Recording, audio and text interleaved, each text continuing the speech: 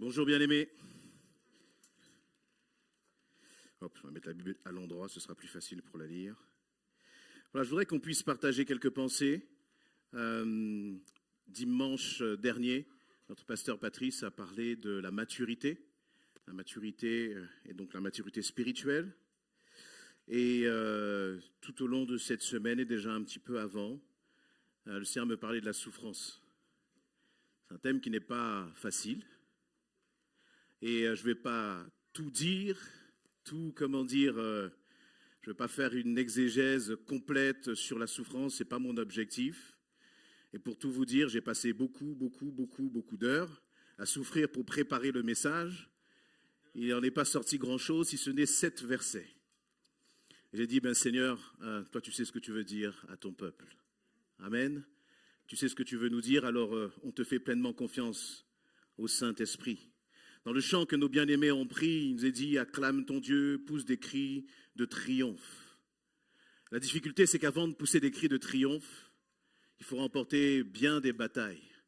Tout à l'heure, dans le don spirituel, il nous a été dit justement parler des combats, des souffrances que nous pouvons tous vivre les uns les autres.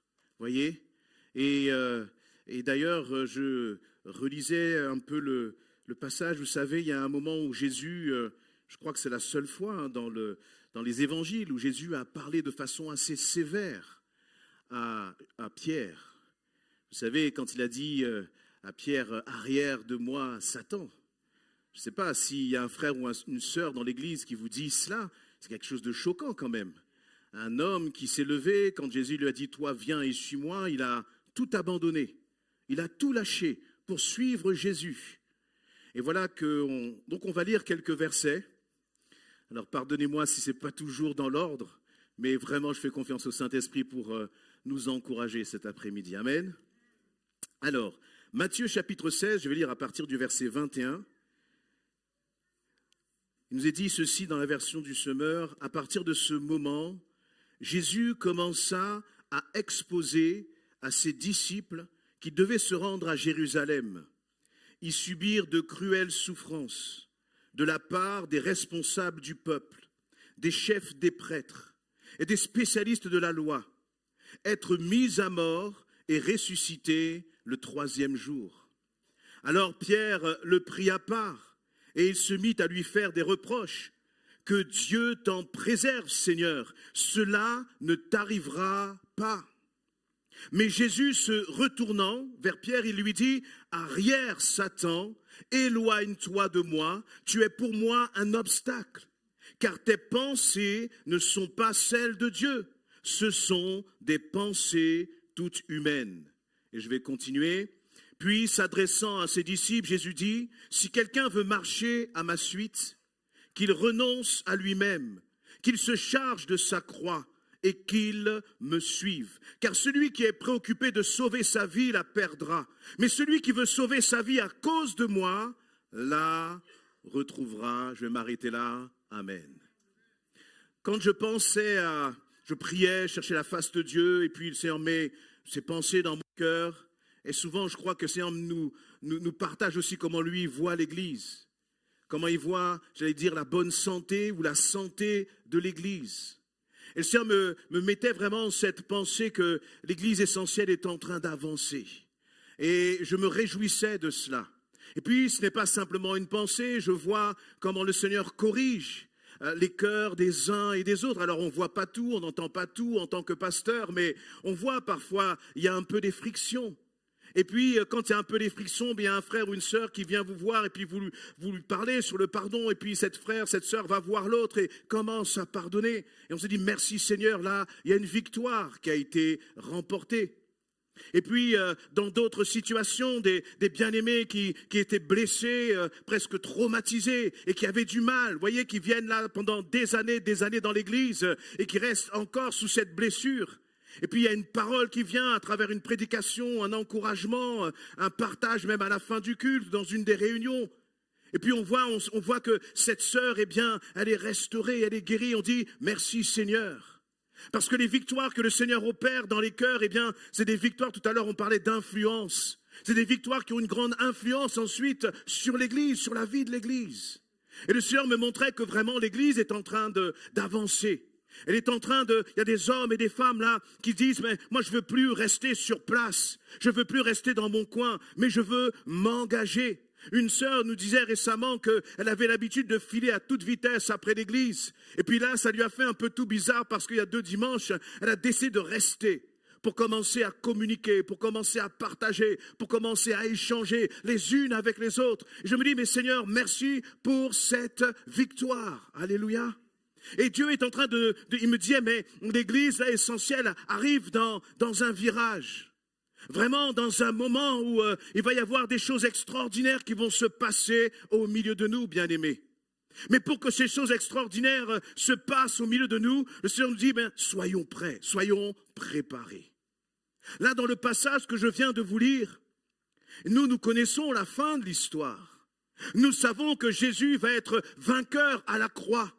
Nous savons qu'à travers cette victoire à la croix, l'éternité va nous être offerte à tous par son sacrifice, par le sang qui a coulé à la croix, par son corps qui a été crucifié. Nous connaissons la fin de l'histoire. Et le problème de Pierre, c'est que lui ne connaissait pas la fin de l'histoire. Lui, il est en train de constater, tout à l'heure, l'un de nos frères disait dans sa prière, je ne veux plus regarder mes circonstances à vue humaine, mais je veux prendre un peu de hauteur, voir comment Dieu voit. Ce qui manquait à Pierre dans cette situation, c'est que finalement, lui, il regardait les choses à vue humaine. Il est en train d'entendre Jésus qui lui dit, dans ce que je viens de lire là, Jésus est en train de leur expliquer, je vais aller à Jérusalem pour y subir de cruelles souffrances. Je vais aller à Jérusalem pour être crucifié sur une croix. Et en entendant cela, ce n'était pas du tout les plans et les projets que les disciples avaient en tête. Eux, ils voyaient l'avenir d'une façon tout autre, complètement différente. Et Jésus est en train de leur parler de souffrance, de cruelles souffrances. Il leur dit, mais voilà là où je vais, voilà ce que je vais affronter. Et Pierre a eu cette réaction humaine, j'allais dire charnelle, mais c'est humain. Qui veut courir vers la souffrance? Personne, aucun d'entre nous. Et puis quand on aime quelqu'un, on n'a pas envie de voir cette personne souffrir. Ça me rappelle, je crois que c'est Paul, lorsqu'il devait aller à Éphèse, il était à Éphèse et devait retourner à Jérusalem. Je regarde mes 2 piliers là. Il devait aller à Jérusalem, mais à Jérusalem, il devait y avoir une persécution. Il savait ça allait être difficile pour lui. Et les frères là, des anciens d'Éphèse ont tout fait pour retenir Paul et lui dire, n'y va pas. Mais Paul savait qu'il y avait quelque chose que Dieu voulait accomplir. Et bien aimé, très souvent, lorsqu'il y a quelque chose que Dieu veut accomplir, eh bien, nous devons passer parfois, très souvent, par le chemin de la souffrance. C'est une réalité. On a commencé à parler de la maturité. Mais il n'y a pas de maturité sans épreuve. Il n'y a pas de maturité sans prix à payer. Il n'y a pas de maturité sans renoncement. Et pourquoi est-ce que le Seigneur finalement nous parle de tout cela? Pourquoi le Seigneur va dire cela aux disciples? C'est pour les préparer. Parce que le Seigneur ne veut pas qu'au moment où il va être sur cette croix, les disciples, les bien-aimés, puissent complètement s'écrouler. Mais qu'au contraire, il puisse dire, le Seigneur nous avait prévenus. Mais ce qui est important aussi dans ce verset 21, c'est qu'il va dire, je vais aller à Jérusalem pour être mis à mort. Mais derrière cette mise à mort, il va dire, et je vais ressusciter le 3e jour. Amen. Je vais ressusciter le 3e jour. Derrière toutes les souffrances que nous traversons, il y a la victoire. La victoire nous est assurée. Mais seuls ceux qui iront jusqu'au bout verront la victoire. Verront la victoire. Bien-aimés, lorsque le Seigneur nous dit qu'il va faire des choses extraordinaires à travers nos vies et à travers cette Église, il veut aussi nous dire, je cherche des adultes en Christ. Je cherche des hommes et des femmes qui soient enracinés en Christ. Et dans notre société, c'est de plus en plus difficile. Hier, on était avec les jeunes et puis on parlait justement de notre relation avec Dieu, comment développer sa relation avec Dieu. Alors, tous les jeunes savent qu'il faut lire la Bible. Tous les jeunes savent qu'il faut prier. Mais c'est difficile. C'est difficile parce qu'on est dans une société où finalement, tout est simple. Tout est à portée de main comme ça en 1 seconde. Vous pouvez rester des heures sur votre téléphone à regarder des vidéos comme ça. Oups là, Ça ira? Je pense qu'il est solide. Je vais arrêter de faire comme les jeunes. On va poser ça là gentiment. Merci, pasteur. Vous voyez, et donc tout est accessible tellement facilement. Donc pour un jeune à notre époque, ce n'est pas que nos jeunes sont mauvais ou quoi. Moi, si j'étais né à cette époque-là, à l'époque de la facilité, où tout me tombe tout cuit, ce serait difficile. Vous voyez, reste là dans un coin avec ton téléphone et ne fais plus d'efforts. Tu as tout là à portée de main. Tu as juste à bouger. Vous voyez, et même c'est étudié en fait, pour que dans notre cerveau, ça déclenche un certain nombre de choses qui font qu'on a la facilité. Tout est facile. Tout est facile. Et je leur dis, mais passer du temps dans la parole de Dieu, est-ce que c'est vraiment difficile? Alors bien sûr, ils vont me dire, oui, mais il y a les généalogies, mais il n'y a pas que des généalogies dans la Bible. Vous voyez, il n'y a pas que ça. Mais dès le moment où il y a un peu de difficulté, dès le moment où il faut fournir un peu d'effort, ce n'est pas que nos jeunes. Eh bien, nous sommes tous là parfois à renoncer. Mais laissez-moi vous dire qu'encore une fois, le Seigneur cherche des hommes et des femmes qui soient prêts à dire, Seigneur, je suis prêt à souffrir pour toi. Souffrir, ce que je veux dire, je ne parle pas là de maladie ou autre. Je parle vraiment de dire, Seigneur, je suis prêt à renoncer à moi-même.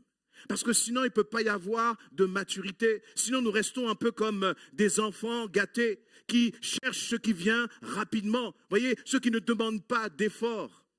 Mais Jésus-Christ, il est monté jusqu'à la croix. Et lui, il n'avait pas besoin de le faire. Il était là-haut, il avait tout ce dont il avait besoin. Il n'avait besoin de rien. Et pourtant, il est descendu sur cette terre. Il est descendu de son ciel de gloire pour se donner lui-même. Et dans ce passage, il va dire, voyez, et Pierre, il voit bien, il commence peut-être à imaginer la souffrance de Jésus. Parce que Pierre, il avait déjà vu des hommes sacrifiés à Golgotha. Il avait déjà vu des hommes crucifiés à Golgotha. Il avait déjà vu des brigands, des voleurs crucifiés sur les croix. Il savait ce que ça voulait dire. Et il se disait, mais Seigneur, pas toi. Tu ne peux pas passer par une telle souffrance. Et parfois, lorsque nous sommes face à la souffrance, nous nous posons aussi beaucoup de questions. Comme si le Seigneur nous avait dit que nous n'allons pas souffrir. Cet évangile-là n'existe pas, c'est un faux évangile, bien-aimé. C'est tout de même le contraire de l'évangile, de la parole de Dieu. Tout à l'heure, je regardais un peu justement dans la vie, bien sûr, de Job. C'est terrible ce qui lui est arrivé. Il a tout perdu en un instant, en quelque temps. Ça a commencé par les bêtes. Ensuite, c'était ses propres enfants, la maison qui s'écroule, tous ses enfants meurent. Ensuite, lui-même, il a été touché dans sa propre chair. Dans sa propre chair, à tel point que dans le Job chapitre 7, il va dire au verset 1, « Le sort de l'homme sur la terre est celui d'un soldat. Ses jours sont semblables à ceux d'un mercenaire. Il est comme un esclave qui soupire après l'ombre, comme un ouvrier qui attend son salaire. J'ai reçu en partage des mois de déception. J'ai trouvé dans mon lot des nuits de peine amère. Dès que je suis couché, je me dis, quand vais-je me lever? Sitôt levé, je pense, quand donc viendra le soir? Et jusqu'au crépuscule, je suis agité de douleur. Est-ce qu'il y a des bien-aimés ici qui vivent et qui ont traversé des situations difficiles, de souffrance? Vous voyez, là, on a notre frère Luc Benjamin qui est là. Vous savez, on prie beaucoup pour lui parce qu'il a traversé des moments difficiles dans sa santé. Son épouse aussi est là, par la grâce de Dieu. Mais laissez-moi vous dire que la réaction de notre frère Luc Benjamin dans la souffrance, c'est ça qui édifie. C'est ça qui encourage. Le frère avait dit au médecin, écoutez, je ne sais pas si je vais marcher ou pas marcher, mais dès que je peux marcher, je vais venir à l'église. Alors que les médecins lui ont dit, vous ne devez pas marcher. Il est venu là, quoi qu'il en coûte. Il s'est dit, je veux être avec les frères et les sœurs. Et vous savez, finalement, à travers la souffrance, c'est nous qui décidons comment nous allons réagir. C'est ta réaction qui va faire la différence. C'est finalement ton courage, ta détermination qui va faire la différence. C'est ce qui a fait la différence dans la vie de Job. Laisse-moi te dire que derrière justement ta souffrance, eh bien il y a de grandes victoires. Mais si tu ne tiens pas ferme, si tu ne tiens pas jusqu'au bout, tu ne pourras pas voir la gloire de Dieu. Et nous ne pouvons pas, il n'y a pas de raccourci. Il n'y a pas d'autre chemin que celui de se dire, Seigneur, je traverserai parce que je sais que tu es avec moi. Je me réjouis de voir notre frère Jean-Pierre. Quand vous parlez au frère, il est tout le temps joyeux. Il est tout le temps en train de louer le Seigneur. La seule chose qu'il veut faire, c'est venir à l'église pour voir les frères et les sœurs. Mais finalement, s'il n'y avait pas de souffrance, s'il n'y avait pas de maladie, comment pourrions-nous manifester la réalité de notre amour pour Christ? C'est facile de dire « je t'aime ». C'est facile de louer Dieu. Mais ce que Dieu veut voir, c'est est-ce que dans ce moment-là, tu sais encore le louer? Est-ce que dans ce moment-là, tu sais encore l'adorer? Amen. Et nous avons besoin, je crois vraiment, de saisir cela. On peut regarder dans d'autres passages encore.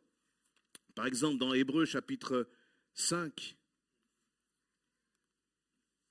Et vraiment, bien aimé, je vous dis cela parce que les temps là qui sont devant nous, ce ne sont pas des temps de facilité. Vraiment, ce ne sont pas des temps de facilité. Et nous ne pouvons pas être dans une forme de légèreté. Je crois que le temps vraiment des enfantillages spirituels, c'est terminé. Parce que lorsque la tempête va souffler sur la maison, il n'y a que ceux qui seront enracinés vraiment en Christ qui vont tenir, bien-aimés, qui vont tenir.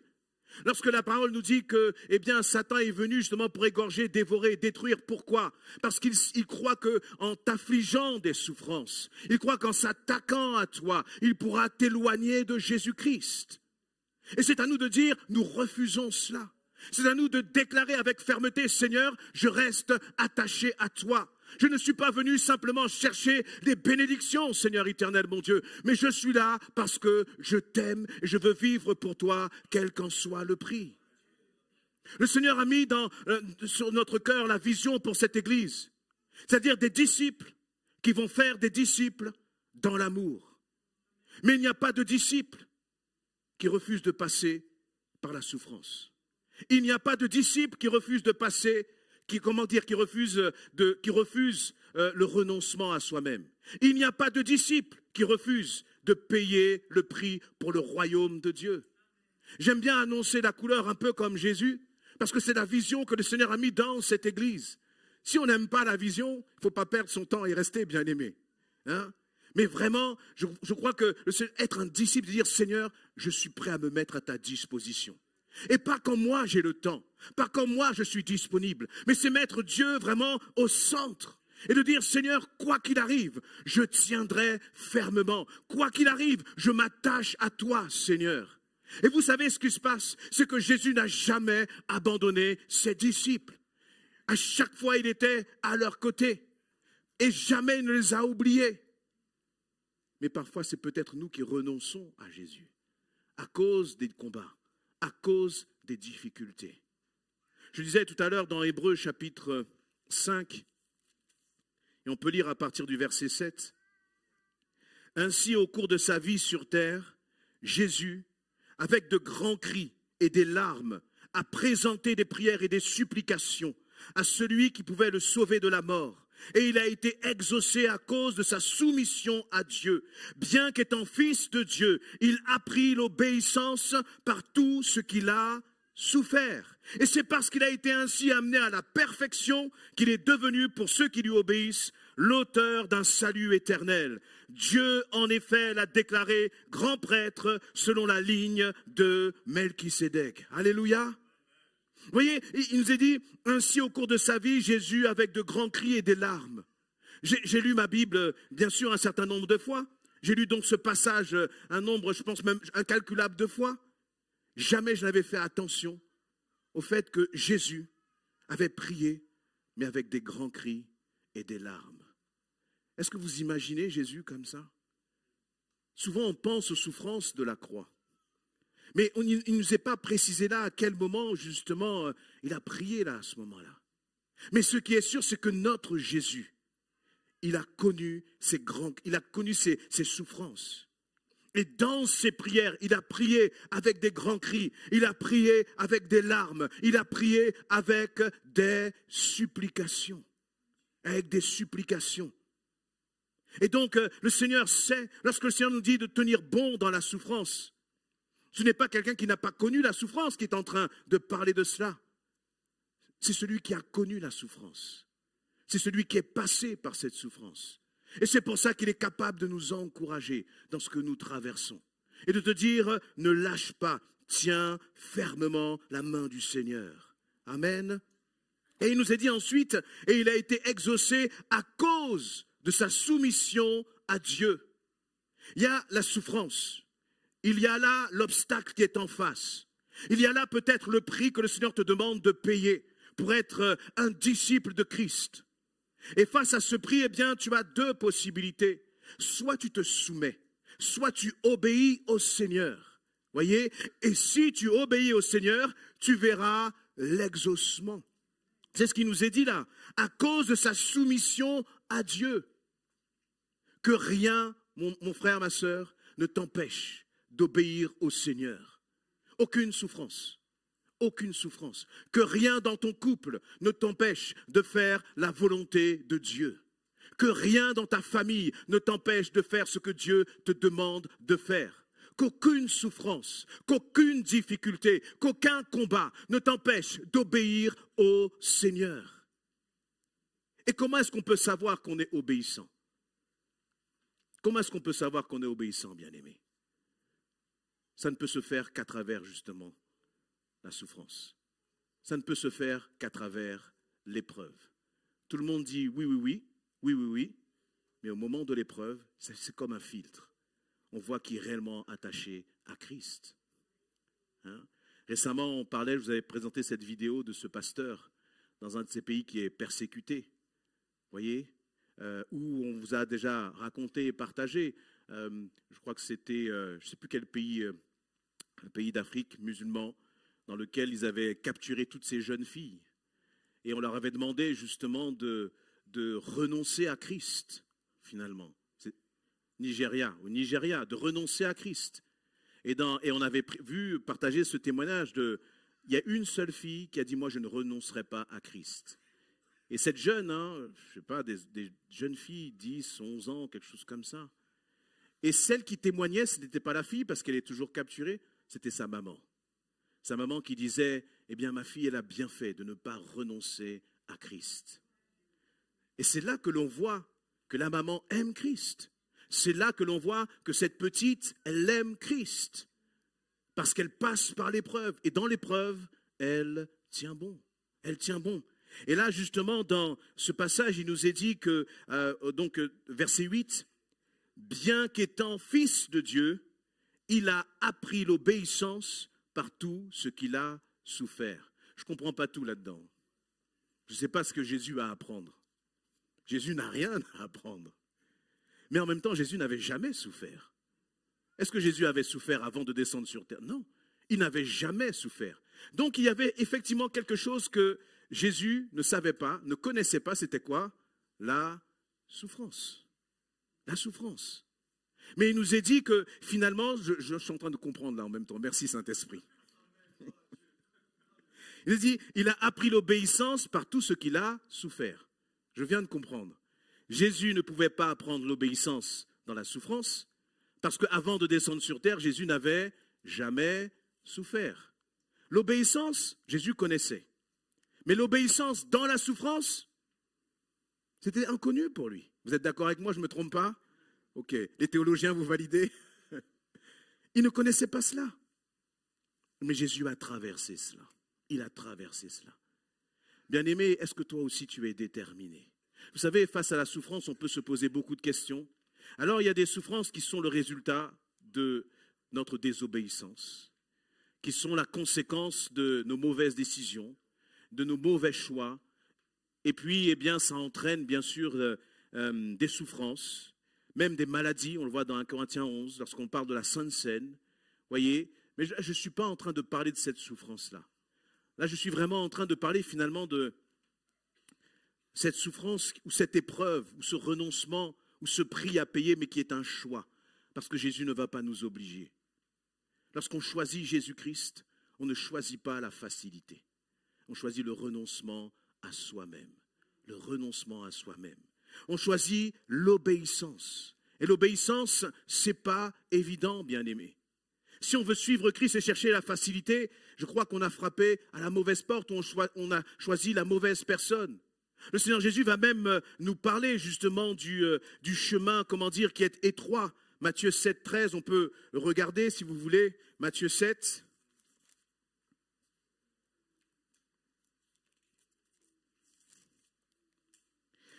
Matthieu 7, verset 13. Entrez par la porte étroite.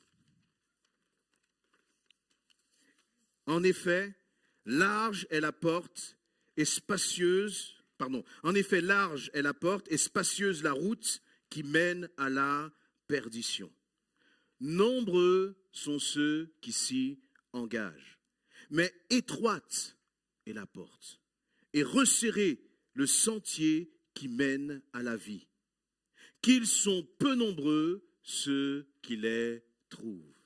Amen. Encore une fois, je disais tout à l'heure en introduction qu'on est dans une époque, une société où on cherche la facilité. Dans tous les domaines, même dans le domaine financier. On a du mal même à gérer ses frustrations. On veut tout de suite.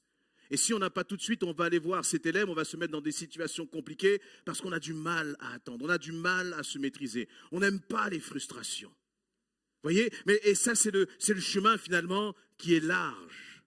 Vous voyez? Qui est large. Un chemin qui ne demande pas d'effort. Un chemin qui ne demande pas de sacrifice.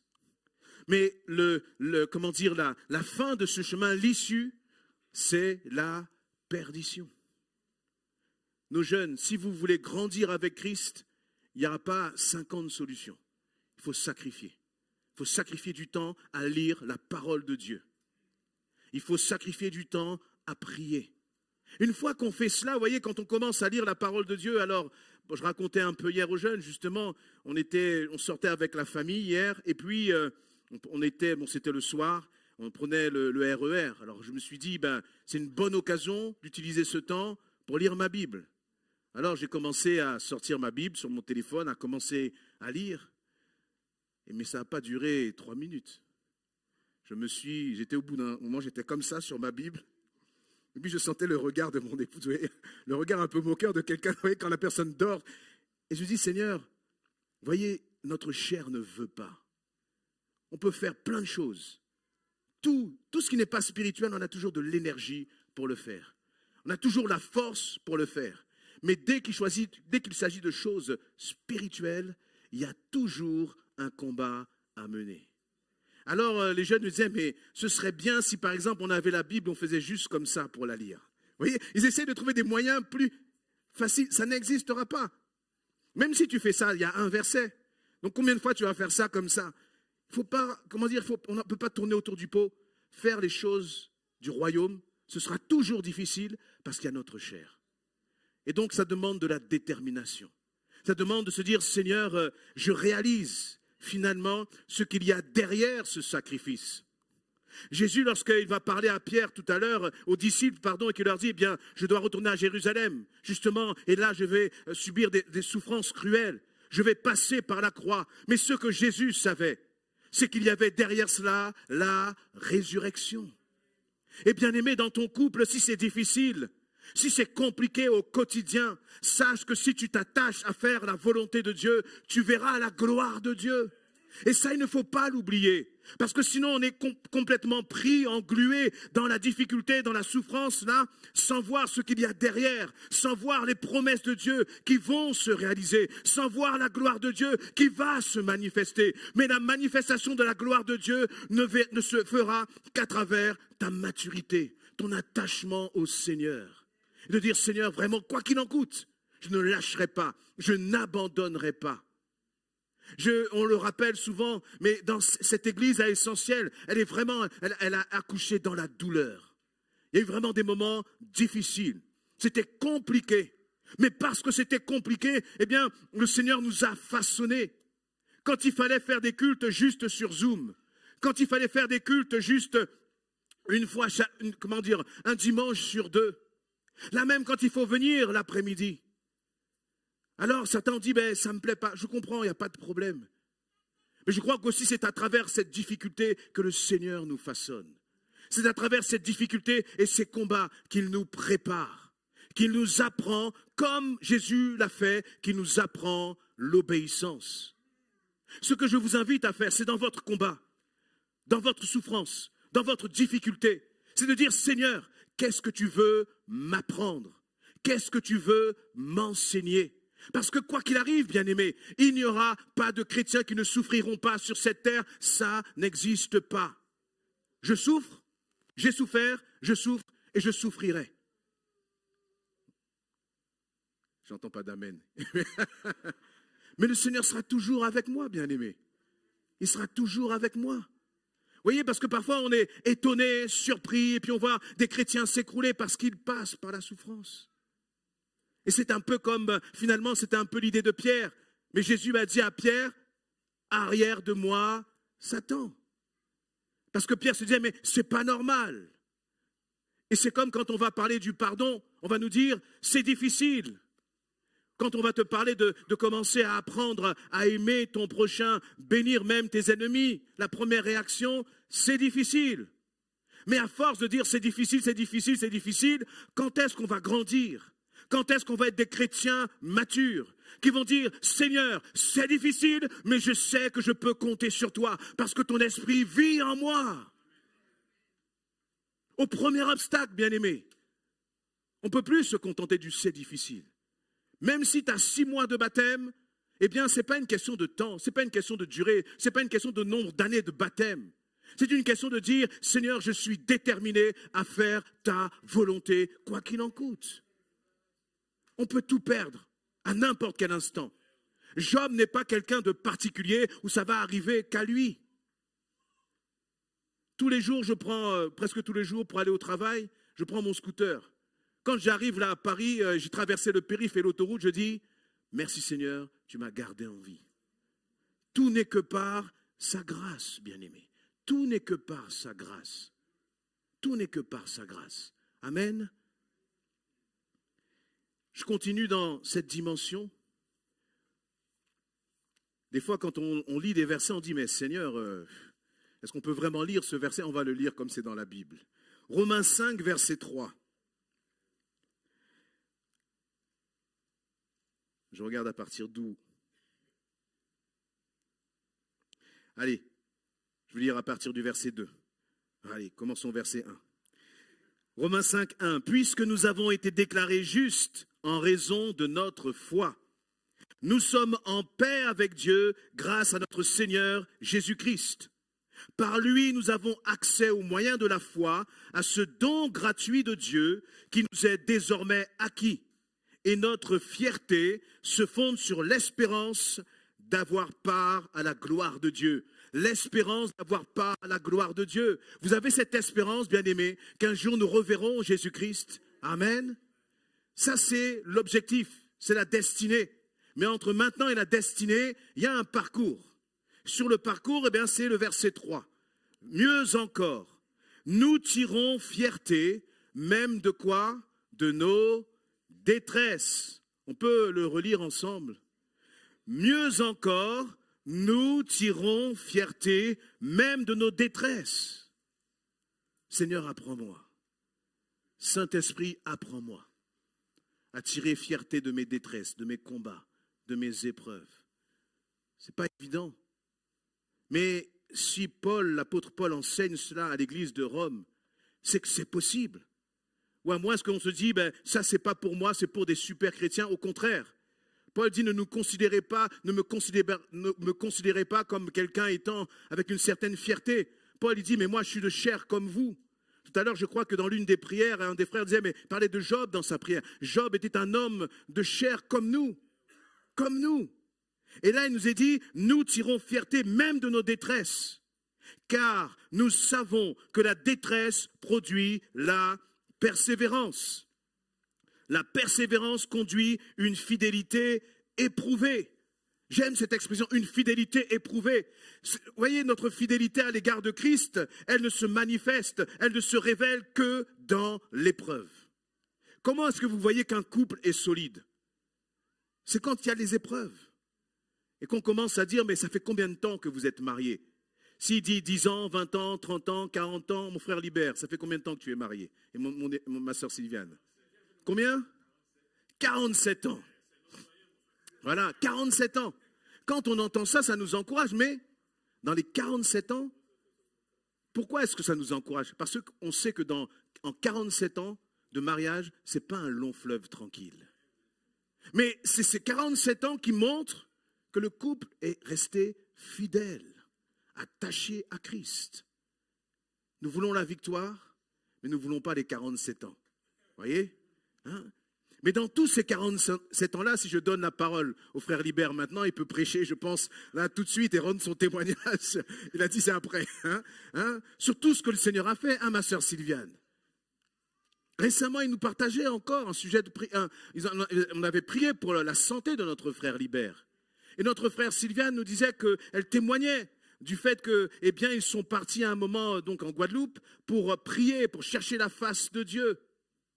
Et que c'est finalement à travers cette maladie que le Seigneur a opéré une grande réconciliation dans la famille. Dans la famille. Mais vous savez, quand le frère a annoncé sa maladie, on peut soit être en panique, soit commencer à se dire, mais Seigneur, pourquoi? C'est un enfant de Dieu, il sert dans l'église, il te sert avec zèle. Comment ça se fait, Seigneur, que tu peux me permettre cela? Dieu avait un projet, Dieu avait un plan. Comme Pierre, nous ne connaissons pas le plan de Dieu, mais nous devons lui faire pleinement confiance. Alors ne lâche pas, tiens bon. Tu n'es pas en train de t'appuyer sur toi-même. Tu n'es pas en train de te dire, c'est par mes propres forces. Ce n'est ni par puissance, ni par force, mais c'est par ton esprit, Seigneur, que nous traverserons cette épreuve. C'est par ton esprit que nous traverserons cette souffrance. Bien-aimés, comme dit souvent notre pasteur Patrice, prenons 2 secondes pour pleurer. Et puis commençons à dire, Seigneur, je m'attache à toi. Je t'obéirai quoi qu'il arrive, quoi qu'il en coûte, Seigneur. Je veux vivre pour toi, je suis amené à vivre pour toi. Vous voyez, Jésus, sur la croix, lorsque tout était terminé, il a dit, tout est accompli. Pourquoi est-ce qu'il a attendu ce moment-là? Parce que justement, il avait appris l'obéissance par la souffrance. Et c'est une fois qu'il avait appris l'obéissance par la souffrance qu'il a pu dire, maintenant je peux dire, tout est accompli. Maintenant je peux dire que même la mort, eh bien, ne m'a pas vaincu. Maintenant je peux dire que même les souffrances, même la crucifixion, même la trahison, même les crachats, même les fouets ne m'ont pas détourné du Père. Et je suis demeuré dans l'obéissance. Amen. Et bien aimé, je crois que nous devons être déterminés à avoir cette détermination qui va consister aussi à dire, quelle que soit la façon dont je vais mourir, quel que soit ce qui va se passer, peut-être que je ne mourrai pas, peut-être que Jésus reviendra, mais quoi qu'il en coûte, je voudrais aussi dire, Seigneur, tout est accompli à travers ma vie, parce que je ne t'ai pas lâché, je ne t'ai pas abandonné. Voyez, je vois notre sœur Yolène, l'épouse de notre frère Luc, qui est là à ses côtés. On prie pour notre frère Luc dans ce passage qu'il traverse. Mais vous imaginez une épouse qui est là à côté de son époux, qui voit son époux affronter la chimio, les maladies, et parfois les rechutes, etc. Ça va parfois d'espoir en désespoir. Et je me réjouis, je me dis, mais Seigneur, elle est là à côté de son époux, à chercher ta face, à louer Dieu. Et quand notre sœur elle a élevé la voix tout à l'heure, on se réjouit de cela. Parce que ce n'est pas la prière de quelqu'un qui vit que des choses, qui sont positives, qui sont toujours, où tout va bien. Non, louer Dieu même dans la souffrance, louer Dieu même dans la prison. C'est une louange qui honore Dieu. Lorsque le groupe de louanges vient ici, est-ce que nous savons ce qu'ils vivent? Non. Non seulement ils louent Dieu, mais ils se disent, on va emmener le peuple de Dieu dans la louange. On va emmener le peuple de Dieu dans l'adoration. Et laissez-moi vous dire que cette louange-là, elle réjouit le cœur du Père. Lorsque tu es seul dans ta chambre et que c'est difficile et que tu dis, Seigneur, je te louerai quoi qu'il arrive, c'est la louange qui touche le cœur du Père. Alléluia. La louange d'hommes et de femmes déterminés. Et laissez-moi vous dire que dans ce monde de perdition, ce monde a besoin d'hommes et de femmes qui soient enracinés en Christ, qui ne courent pas derrière la bénédiction, mais qui disent, Seigneur, de toute façon, la bénédiction, elle est là. Le Seigneur a déjà tout prévu, il a déjà tout pourvu. Il n'y a pas à s'inquiéter pour la bénédiction. Ce pourquoi il faut s'inquiéter, c'est est-ce que tu vas tenir jusqu'au bout? Amen. Les jeunes, la Bible, ce n'est pas facile à lire, mais il faut la lire. Amen.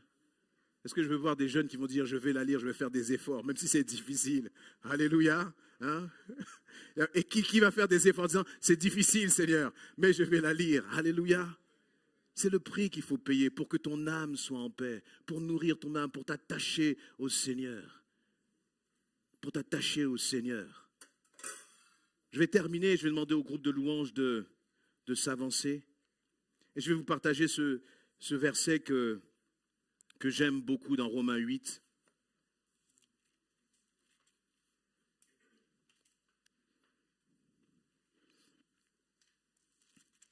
À la fin de Romains 8. J'aime tout Romains 8, mais je ne peux pas tous lire Romains 8. Il nous est dit, je vais le lire à partir du verset 31. Donc Romains 8, 31, que dire de plus? Si Dieu est pour nous, qui se lèvera contre nous? Lui qui n'a même pas épargné son propre fils, mais il l'a livré pour nous tous, comment ne nous donnerait-il pas aussi tout avec lui? Tu as tout en Jésus, tu as tout. Vous voyez, c'est pas comment dire, Jésus ne te demande pas d'aller dans la souffrance et débrouille-toi, et puis moi je t'attends à l'autre bout. Non, sur ce chemin-là, dans la vallée de l'ombre de la mort, il dit, je suis avec toi, je marche avec toi, je te tiens par la main, alors ne crains pas. Et c'est ce que Paul est en train de rappeler. Il dit, si Dieu est pour nous, qui se lèvera contre nous? Lui qui n'a même pas épargné son propre fils. Le Père n'a pas épargné son fils. Donc il est prêt à tout faire pour te soutenir, pour t'encourager, pour te réconforter dans les moments difficiles. Mais lorsque nous avons Jésus à nos côtés, je crois que nous n'avons pas de raison d'abandonner, nous n'avons pas de raison de lâcher. Nous ne pouvons pas dire, Jésus c'était insuffisant comme aide. Ta consolation était insuffisante, ton soutien était insuffisant, ta puissance était insuffisante. Nous ne pouvons pas dire cela. Au contraire, nous pouvons déclarer, face Seigneur éternel mon Dieu au prix à payer, face Seigneur à la souffrance, face à la difficulté, ta consolation est suffisante, ta puissance est suffisante, ta main est suffisante, ton intervention est suffisante, ton soutien est suffisant Seigneur. Alors je traverserai. Je traverserai. Je refuse la peur. Je refuse le découragement. Je refuse de me laisser impressionner, éternel mon Dieu. Mais je crois que derrière cette situation, je verrai ta gloire. Alléluia. Et il va dire, qui accusera encore les élus de Dieu? Dieu lui-même les déclare justes. Qui les condamnera? Christ est mort bien plus. Il est ressuscité. Il est à la droite de Dieu. Et il intercède pour nous. Tu peux dire Jésus est vivant et il intercède pour moi. Dans ma souffrance, Jésus est vivant et il intercède pour moi. Tu n'es pas seul. Tu n'as pas besoin de regarder à droite et à gauche. Tu as le plus puissant des intercesseurs qui se lève pour toi, pour ta situation. Alléluia. Qu'est-ce qui pourra nous arracher à l'amour de Christ? Et ça, c'est notre déclaration qui doit être personnelle. Qu'est-ce qui pourra m'arracher à l'amour de Christ? Comme Job, on peut tout me prendre. La maison peut s'écrouler. La maison n'était pas vide, hein? Ses enfants étaient dans la maison. Comme Job, on peut vivre des choses parfois difficiles. Mais je crois que nous devons être ces chrétiens qui déclarent « Rien ne va m'arracher de l'amour de Christ. » Alléluia. La détresse ou l'angoisse, la persécution, la faim, la misère, le danger ou l'épée. Car il nous arrive ce que dit l'Écriture. À cause de toi, nous sommes exposés à la mort à longueur de jour. Amen. À cause de toi, nous sommes exposés à la mort à longueur de jour. On nous considère comme des moutons destinés à l'abattoir. Verset 37. Mais dans tout cela, nous sommes bien plus que vainqueurs par celui qui nous a aimés. Alléluia. Par celui qui nous a aimés. Et bien aimés, on a tous une décision à prendre. Chaque jour de notre vie. chaque jour de notre existence. Parce que vous chassez un problème, le lendemain, il y en a encore un nouveau qui pointe le bout de son nez. Et donc, ce n'est pas une déclaration que l'on fait une fois le jour de son baptême. Non, c'est une déclaration qu'on doit renouveler à chaque instant, à chaque moment. En disant, Seigneur, tu m'avais préparé. Seigneur, tu m'avais dit qu'il y aurait des souffrances. Tu m'avais dit qu'il y aurait des combats. Et moi, je veux te dire, mon Seigneur, que, eh bien, en tout cela, tu as déclaré, je suis plus que vainqueur par celui qui m'a aimé. J'en ai l'absolue certitude. Ni la mort, ni la vie, ni les anges, ni les dominations, ni le présent, ni l'avenir, ni les puissances, ni ceux qui est en haut, ni ceux qui est en bas, ni aucune créature, rien ne pourra nous arracher à l'amour que Dieu nous a témoigné en Jésus-Christ, notre Seigneur. Parce que ce qu'il y a derrière tout cela, bien-aimés, ce n'est pas simplement une guérison, ce n'est pas simplement une délivrance, c'est l'amour de Christ. Et nous devons déclarer, rien ne va me séparer de l'amour de Christ. Je le déclare dans le nom de Jésus-Christ.